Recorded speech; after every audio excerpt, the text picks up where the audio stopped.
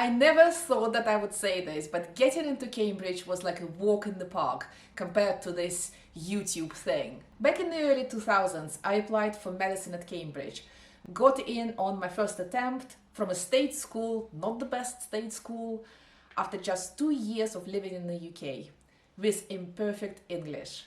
Was it tough? Sure, but at least I knew what to do. Now, in my 40s, trying to do this YouTube channel thing, staring at analytics like it's an unsolvable puzzle. And the more I think about it, the more I wonder, is it actually more difficult to make it on YouTube than to get into Cambridge? Or am I just past my prime? Because let's be honest, there are so many 18-year-olds here on YouTube who are creating secret YouTube channels and are making 100k per month within days. Does YouTube even require brain power? Or do I just suck at learning and applying new things in my 40s? I mean, I tried career change 4 times. I tried to study to become a financial advisor, but I just couldn't handle a few first year of uni level exams. Meanwhile, in my early 20s, I powered through medicine at Cambridge. So what's going on? Is it about intelligence? Is it about being street smart? Luck? Does age make it harder to make it on YouTube, or does it just feel this way? My worry is that my brain is just not that sharp anymore. Is YouTube genuinely that hard to crack? Harder than getting into Cambridge? Let's talk about it. Cambridge was tough, but at least the rules of getting in were clear. Top grades, strong personal statement, entrance exams, and impressing them at interview. Do all that and at least you have a shot. YouTube? What even are the rules? I spent hours watching YouTube guru videos and they seem to contradict each other all the time. First you hear that long-form content is king. No, wait, shorts are taking over. No, wait, now community engagement is the most important. One person blows up overnight. Another one grinds for years, putting out pretty good content yet getting crickets. And even if you do everything right, amazing storytelling, editing, thumbnails, there is still no guarantee for growth. You see, at Cambridge you got acceptance or rejection. On YouTube, the only judge is the algorithm, and it doesn't send you feedback. And then you see an 18-year-old posting, I monetized my channel within 7 days, and you can do too. And here's me thinking, it's been almost 3 weeks and I'm still at 26 subscribers. But competition is a thing in both Cambridge and YouTube, so let's talk about that. Cambridge University is brutally selective. For medicine, I think the acceptance rate is around 12%. But here's the key difference. At Cambridge, there are fixed spots available. If you meet the criteria and outperform enough people, you get in. YouTube? No fixed seats. You're competing literally with millions of other creators. And just because you're good, I'm not claiming I'm good, but even if you're good, it doesn't guarantee any views. We've all seen it. Somebody can make an objectively better video than another person with the same video title, but the algorithm just doesn't pick it up. You are invisible. Cambridge might be tough, but at least there is a clear guideline how to get in, structure, and a clear guideline how to succeed. YouTube is the Wild West. And speaking of things that make YouTube quite painful, let's talk about effort versus reward. At Cambridge, hard work pays off. Study, practice interviews, master exam technique, and you're likely to succeed. YouTube? You can put in hundreds of hours into script writing, into editing, and then you get 17 views. There is no guarantee that your hard efforts will bring any results. It's like revising for your hardest exam and then turning up to the exam hall and the examiner says, maybe we'll mark your paper or maybe not. And the lack of feedback, it's brutal. Yes, let's talk about feedback. When I applied to Cambridge, at least I knew when I would hear back. And I knew I could expect a clear result. I either passed or I failed. Failure sucks, but at least you know where you stand. On YouTube, you post a video and nothing. No views, no comments, and no idea whether Mr. Algorithm even looked at your exam paper. Oh, I mean video. It's like shouting into the void until anyone shouts back.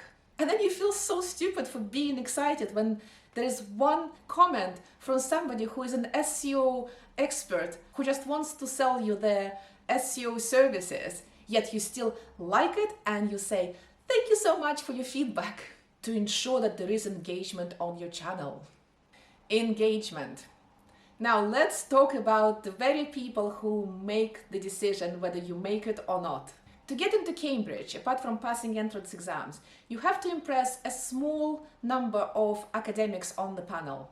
It's intimidating, sure, but you only have a few people to win over. On YouTube, you have to impress millions of strangers. And unlike Cambridge tutors who want to select good candidates for their specific college, YouTube viewers don't owe you their time. One bad thumbnail? That's it. They scroll past and you're invisible. And bye-bye your 7 hours of editing. Yes, I've seen the statistics that like a third of kids these days want to be YouTubers. Hardly anybody talks about getting into Oxbridge these days. But the perception of Cambridge is that it's very prestigious, and if you get in, people will respect you. YouTube? You can have 1,000 of subscribers, but people will still be asking you, but what's your real job? Also, Cambridge on your CV, recruiters love it. YouTube on your CV? Don't make me laugh. Timeline is a challenge as well. Cambridge was intense, but there was a defined endpoint, graduation. YouTube, there is no finish line. How do you even know that you've made it on YouTube? Is it about monetization?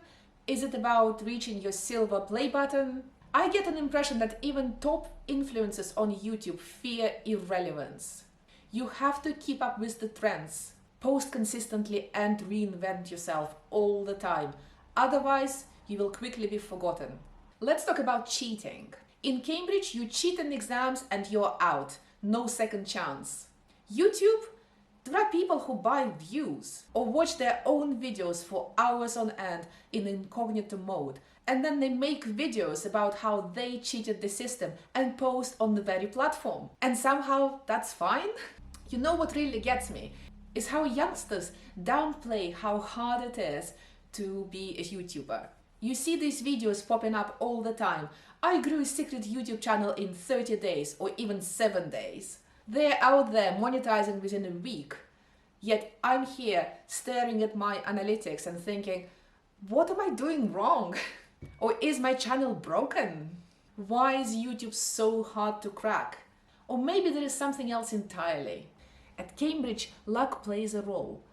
Who interviews you and what questions you get. But most of it is merit-based. If you're good, you're good. On YouTube, luck feels like it's everything.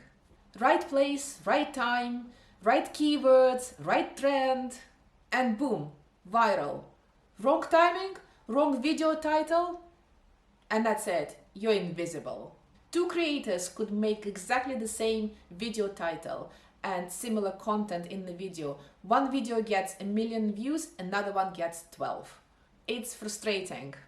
So why do we do it to ourselves, especially after 40, 50 and beyond?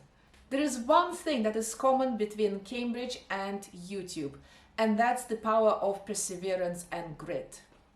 Neither Cambridge nor YouTube guarantees success, but those who keep going, who keep trying, will eventually break through. Getting into Cambridge is about a clear path to follow. Making it on YouTube is about carving out your own path, and that's exciting and quite fun. So is YouTube harder than getting into Cambridge? In some ways, absolutely. But if you're finding fun in it, if you love it, then it's definitely worth it. And I'm not giving up. I'm determined to crack the code. Come with me on this journey and subscribe to this channel. And also tell me, what's the hardest thing that you've done? If you're also on this YouTube grind, drop me a comment. I would love to hear your story. And I'll see you in the next video.